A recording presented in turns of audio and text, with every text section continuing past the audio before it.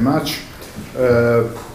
First of all, I would like also to thank very much Peter and Giuliano for organizing all this. Thank you very much. And then two apologies. The first regards the topic, which is not entirely related to the conference, but this is something I announced at the beginning. It's in great part on political philosophy, and then come also the issue of empirical evidence in the second part of the talk. Second, this is the really first draft of the paper, so certainly there will be many, let's call them imperfections, but I apologize for this, but I also kindly invite you to be as ferocious as possible with your comments so that I can improve the paper in next drafts.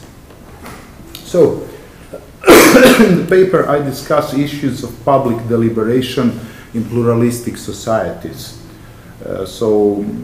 Societies which feature is pluralism in moral views, metaphysical views, religious views, and so on. And the primary issues of this pluralism that will concern in this paper are religions. In such societies, a problem appears about laws and public policies that regulate the lives of people. Different people are attached to different values, goals, and conceptions of good, and so want lives regulated by different laws. At the beginning of the paper, I showed the shape of the debate in political philosophy. After that, I discussed the contribution to the debate that comes from Philip Kitcher's epistemology, more precisely his defense of a system of public knowledge. Here, Kitcher's discussion of empirical evidence and its role in public knowledge is very important, as we will see later. I show now some cases frequently at the core of public debates in this field. One of the issues regards the sacramental use of drugs. The question is whether a legally ordered system has to permit the sacramental use of cannabis for the Rastafarians, related to the idea that it leads to a new level of consciousness, and the members of the Ethiopian Zionist Coptic Church, according to whom marijuana is properly smoked continually all day. So these two communities, as well as some other communities, require exceptions from general laws on the ground of religious requirements. Another issue I would comment more important is related to sexual education, relevant as a form of prevention of early pregnancies, as well as in relation to issues of public health, for example, for the prevention of AIDS. One of the issues in school education regards the teaching of evolution as opposed to creationism or intelligent design theories. So the question is it permissible that such, let's call them, alternative programs are taught at school at the same level as the theory of evolution? An even more important problem is whether parents have the right to refuse blood transfusion and whether they have, in general, the right to oppose on religious basis life-saving treatments of their children, like the right of Christian scientists to withhold medical attention of any kind from their children. In relation to all these decisions and other decisions, I'd endorse something like, now I quote, the public justification principle. L is a justified coercive law only if each and every member of the public, P, has conclusive reasons, R, to accept L as a requirement. So this is a formulation of public justification principle like we may find in Jerry Gauss' books and papers. I specify this qualification something like, this is because the principle in the formulation that I quote speaks about coercive laws, while I apply this principle also to public policies. Now, it's important to qualify what is a reason in such a debate, or what are reasons. For many authors, reasons must be qualified in order to be proper reasons for public justification. A little bit more precisely, these are reasons that a reasonable person would embrace. Now, obviously, it appears the problem of explaining who are reasonable people. In the next part of the discussion, I rely on the concept of reasonableness that is central in the actual debates, that is, that of John Rawls. In Rawls' opinion, or theory precisely, reasonable people are people who justify laws according to the dictates of his explanation of public reason. So Rawls explains that, quote, in a democratic society, public reason is the reason of equal citizens who, as a collective body, exercise final political and coercive power over one another in enacting laws and in amending their constitution. Unquote. Public reason corresponds to the liberal principle of legitimacy, because in the public forum the different parties have to explain the basis of their actions to one another in a way that may reasonably expect others may endorse as non-violating their freedom and equality. In virtue of this requirement, public reason cannot appeal to what may be the whole of the truth in a situation under discussion. This is very important. This is something that may be done in different situations where non-public reasons apply, so the appeal to the whole of the truth, and where individuals participate by their free choice, in the context of a scientific association, a church, and so on. Public reason also limits what are the appropriate guidelines of inquiry that specify ways of reasoning and the criteria for the rules of evidence in the public political debate. More precisely, in virtue of the need to respect the liberal principle of legitimacy, public reason says that in the process of justification in the public debate, people may appeal to beliefs, and this is very important, generally accepted and forms of reasoning found in common sense, as well as to conclusions of science when these are not controversial. It appears clearly that we may not appeal to comprehensive religious and philosophical doctrines. In brief, Rawls says that, quote, as far as possible, the knowledge and ways of reasoning that ground our affirming the principles of justice and their application to constitutional essentials and basic justice are to rest on the plain truths now widely accepted or available to citizens generally. This account leaves open several problems, and one of the most urgent is what can we assume as plain truths now widely accepted or available to citizens generally. It appears that part of the depository of knowledge in the sciences is excluded if we want to follow Rawls when he says that we must rely on beliefs generally accepted and forms of reasoning found in common sense. For example, as Philip Kitcher indicates, more than 50% of people in the United Kingdom do not believe in the theory of evolution. So, do we have in the teaching programs to assume its truth, the truth of the teaching of theory of evolution, in virtue of consensus among scientists, or do we have not to do this, in virtue of the requirement of relying on plain truths now widely accepted or available to citizens generally? Here is the moment to introduce Kitcher's proposal in the debate. As he shows, for many people, the authority of religions is strong, and this is the reason why they favor interpretations of religious texts over results of empirical sciences. In Kitcher's opinion, this is wrong, and a proper engagement for public reason includes showing this. Here, an important difference with Rawls appears. According to Rawls, public reason must be shaped in such a way that takes in consideration the fact that some issues, among them metaphysical and religious issues, will always remain controversial.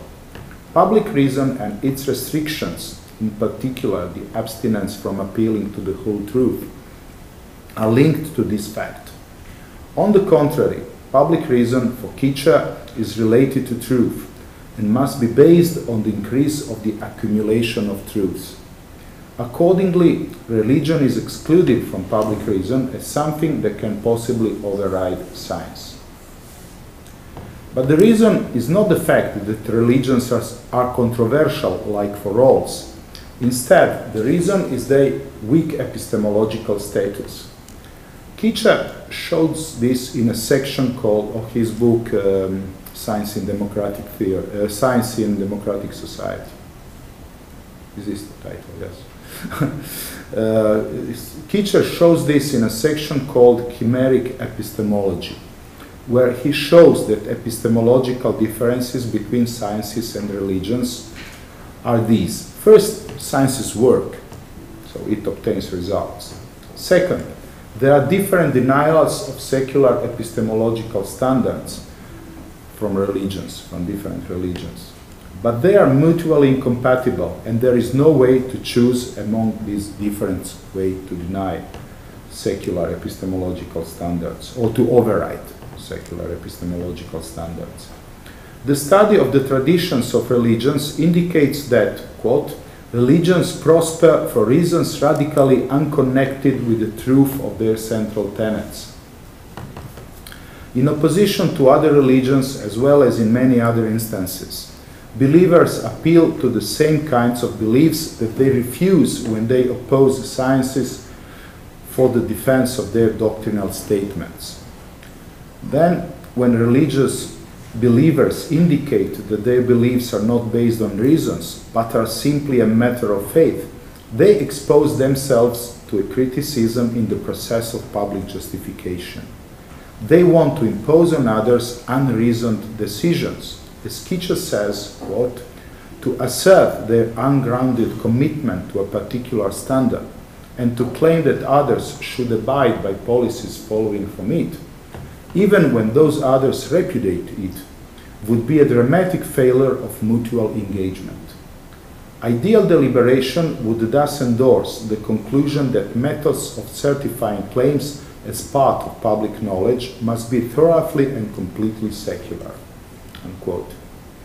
To be sure, in Kitcher's as well as in Rawls' opinion or theory, better to say, comprehensive and frontal attacks on religions must be avoided as far as possible. It is already clear why this is so for Rawls. These issues will be perennially controversial, which may involve the infringement of the principle of public justification. Kitcher, on the other side, remarks the importance of religions for the life of people. Religions are not only, and in some instances not primarily, sources of beliefs, but for many people their great importance relies on the fact that they provide life orientation as well as the core of communal life. For this reason, for both authors, the primary strategy is not to frontally oppose religions, but in many cases to try to indicate that religions do not refuse scientific results on specific issues, and that religions are incompatible with the public justification principle. This may be, for example, the strategy in support of the teaching of the theory of evolution. But in general, in my opinion, it is impossible to embrace secularism and avoid a comprehensive opposition to religions. So here I distance myself from the proposals of Kitcher and Rawls. In particular, if we want to avoid the legitimacy of practices like withdrawal of medical treatment, refusal of part of school curriculum, and so on, as a result of the endorsement of the public justification principle. Let's think about cases of withdrawal of medical treatment. In such cases, the religious demands must be opposed by pushing their defenders to admit that religion is a matter of faith and not grounded on reasons. When the believer says that he or she has a reason that justifies his or her conduct, for example, saving the child's soul, it is possible to say that this reason must be supported by further claims, for example, by a doctrine of the soul. But this is a kind of statement that can be endorsed only as a matter of faith and not as grounded on reasons. The public justification principle, then, can be applied by saying that the religious demands cannot serve as reasons for policies, for example, withhold of medical treatment, because they are not reasons at all. But teacher would add that religion as such is not refused, or religions as such are not refused. Neither it is claimed that they are false. It is only claimed that they do not provide reasons for the justification that involves other people's primary goods, like the life of the children. The opposition is not a comprehensive opposition to religions. The opponent can leave the believer to practice her religion or his religion in various fields and does not claim that the religion is false, but only that it is not based on reasons and therefore does not provide reasons. The opponent must only endorse the view that religions cannot be grounds for behavior that involve other people's primary goods and public policies. But this appears to me to correct, so this is what are Kitcher's intentions. But this appears to me to correspond to the view that when serious matters are at stake, religions must be opposed as serious sources of directives and as sources of knowledge. But if this is demonstrated in such cases, then it is demonstrated overall. In this way, we arrive to the same militant atheist position about religions as source of beliefs, the militant atheism that Kitcher opposes on other matters. And in fact, it seems to me that although Kitcher in several papers tried to distinguish his position from militant atheism, it seems to me that we come to discuss religions as sources of beliefs. The only difference between his proposal and the militant atheist proposals like that of Richard Dawkins comes to be differences in politeness and ways of speaking.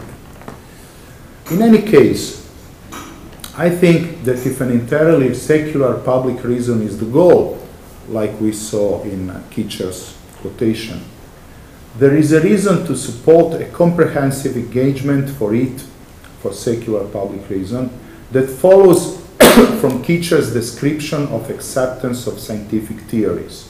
Now here I come to empirical evidence, the topic of empirical evidence. Kitcher opposes the theory of a value neutrality of science, and he remarks that scientific theories importantly depend on the values that people endorse. In relation to scientific theories, values at three levels matter. At the level of broad scheme of values, there is, for example, the value of reducing poverty or ensuring medical care for everybody. At the cognitive level, kinds of knowledge are marked as especially important. For example, improvement of genetic studies may be marked as important in virtue of the commitments at the level of broad values as indicated above. The third type of scheme of values is represented by the probative scheme of values. Here, so this is particularly important because Kitcher wants to remark that values do not influence only our choice of topics to research, but also our probative, the probative process in sciences, that is the process of acceptance of a scientific theory. Here, some researchers may find it particularly important to address certain questions, while others think that it is more important to resolve other problems for the certification of a theory. Moreover, the criteria of reliability for the acceptance of a theory may vary in dependence of broad and cognitive values. So, Kitcher has several examples. I add one example to the list of examples that he offers in his book. And if his account of certification of theories holds, this serves to indicate the importance of overall opposition to religions in order to have a functioning secular public reason. So let's think about the debate on assisted procreation. There are disagreements on the consequences of it between two sides, and both so the sites that support the legitimacy of assisted procreation and the side that opposes it. In Croatia at the moment we have a warm debate on this issue because the parliament changed the law in a restrictive direction 2 years ago, and now the new majority of the parliament want to re-establish the previous more liberal law. So there are disagreements on the consequence of it between two sides, and both are related to the previous moral and religious beliefs of their members. On one side there are people contrary to assisted procreation,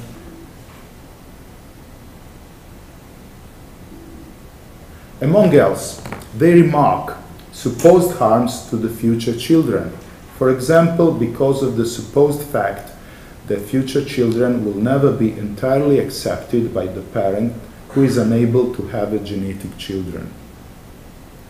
On the other side, there are people who indicate the analogy with adoption of children that can be emotionally accepted by parents, as empirical evidence show. The issue is whether the evidence represented by adoption of children confirms the thesis that a parent who is unable to have a genetic children will fully emotionally accept the children created by assisted procreation. In conformity with Kitcher's indication of interaction of values, people remark as particularly important the first or the second of the two focuses in the discussion, and endorse different standards of reliability for the acceptance of evidence confirming or disconfirming the preferred moral view. It is possible to add several issues as further examples, like among else the debate on whether physician-assisted suicide creates harms to ill or elderly people. So here is very interesting because in the discussion people rely on empirical evidence, and so there are people saying let's see, if we permit physician-assisted suicide by requirement, there will be a slippery slope and medical doctors will apply euthanasia even when people will not require this. And then they appeal to data from Netherlands, for example.